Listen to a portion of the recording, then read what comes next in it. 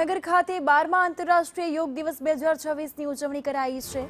તો યોગ for health એન્જિંગની theme હેઠળ આયોજિત આંતરરાષ્ટ્રીય યોગ દિવસની ઉજવણી કરાઈ। કલેક્ટર, ડીડીઓ, સૈન્યના જવાનો, વિદ્યાર્થીઓ અને નાગરિકોએ મોટી સંખ્યામાં ભાગ લીધો। યોગ નિષ્ણાંતોના માર્ગદર્શનમાં સૌએ આસન અને ધ્યાન કર્યું અને સ્વસ્થ જીવનશૈલી તથા માનસિક એકાગ્રતાનો સંદેશ આપ્યો છે। આ પ્રસંગે ઉપસ્થિત જનમેદનીએ પીએમ મોદીના કોલકાતાના કાર્યક્રમનું અને સીએમ ભૂપેન્દ્ર પટેલના માણસા ખાતેના કાર્યક્રમનું જીવંત પ્રસારણ નિહાળ્યું છે। અંતમાં સૌએ નિયમિત યોગ દ્વારા નિરોગી અને ફિટ ઇન્ડિયાના સંકલ્પને મજબૂત કરવાનો દ્રઢ નિર્ધાર પણ વ્યક્ત કર્યો હતો।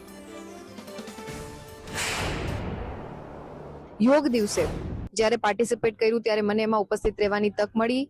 આજના આ યોગ દિવસની થીમ પણ યોગ થ્રુ હેલ્ધી એજિંગ, એટલે કે જે રીતે શરીર અને મનનું મિલન એને આપણે યોગ કહીએ છીએ, એવી જ રીતના આવનારા સમયમાં સ્વાસ્થ્ય, તંદુરસ્તી અને આરોગ્ય માટે પણ સમગ્ર વિશ્વએ જ્યારે ભારતની આ પ્રણાલીને સ્વીકારી છે અને આદરણીય પ્રધાનમંત્રી શ્રી નરેન્દ્રભાઈ મોદી સાહેબના નેતૃત્વમાં સમગ્ર વિશ્વ જ્યારે યોગ તરફ પાછું વળ્યું હોય ત્યારે આજના દિવસે યોગ દિવસની ખૂબ સરસ ઉજવણી જામનગર જિલ્લા અને મહાનગરમાં કરવામાં આવી અને જેમાં ખૂબ સરસ બધા લોકોએ પાર્ટિસિપેશન કર્યું।